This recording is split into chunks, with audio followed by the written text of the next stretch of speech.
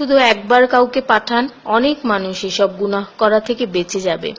একা আছেন, আল্লাহকে স্মরণ করুন। কষ্টে আছেন, মুহাম্মদ ও আলে মুহাম্মদের উপর দরুদ পড়ুন। মন খারাপ থাকলে ইয়া হাইয়্যু ইয়া কাইয়্যুমও পড়ুন। টেনশনে থাকলে ইয়া রাহিমও পড়ুন। ফ্রি থাকলে মেসেজটি ফরওয়ার্ড করুন, হে আল্লাহ, আমার উপর এবং তোমার নবীর উম্মতের সকল সদস্যদের উপর তোমার রহমত বর্ষণ করো, আমিন। তথ্য: আপনি কি জানেন পবিত্র কোরআন শুনলে ক্যান্সার হয় না? আর যদি ক্যান্সার সেল শরীরে থেকেও থাকে তাহলে তাও মারা যায়। দীর্ঘ সময় ধরে আল্লাহকে সেজদা দিলে জ্ঞান ও বুদ্ধিশক্তি বাড়ে।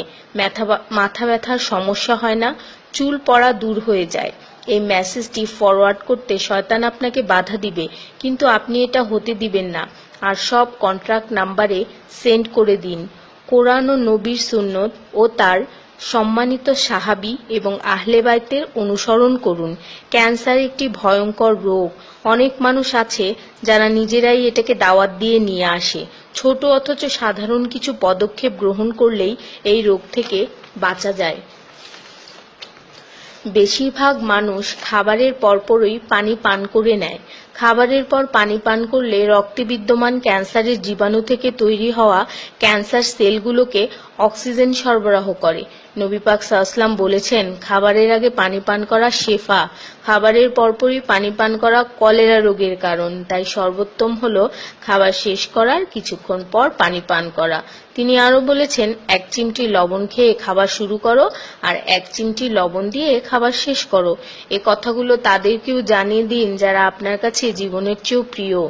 যদি কোনো ব্যক্তি ঘুমানোর সময় 21 বার বিসমিল্লাহির রহমানির রহিম পড়ে, আল্লাহ তখন ফেরেশতাদেরকে হুকুম দেন এই ব্যক্তির প্রতিটি নিঃশ্বাসের বদলে নেকি লেখা হোক। আপনার মোবাইলে যত নাম্বার সেভ করা আছে তাদের সবাইকে এটা ফরওয়ার্ড করুন, আর তখন দেখবেন কত মানুষ আপনার কারণে বিসমিল্লাহ পড়ছে। শেফা আর শেফা। রোজ একটা করে আপেল, নো ডক্টর। রোজ 4টা বাদাম, নো ক্যান্সার। রোজ একটা লেবু, নো ফ্যাট। রোজ 1 glass milk, no bones problem.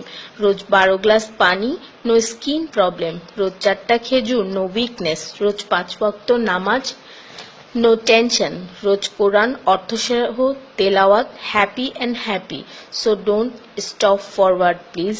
স্কিনের জন্য অজুর পানি, হার্টের জন্য কোরআন তেলাওয়াত, স্বাস্থ্যের জন্য নামাজ, আর খুশি থাকার জন্য আল্লাহর জিকির করুন।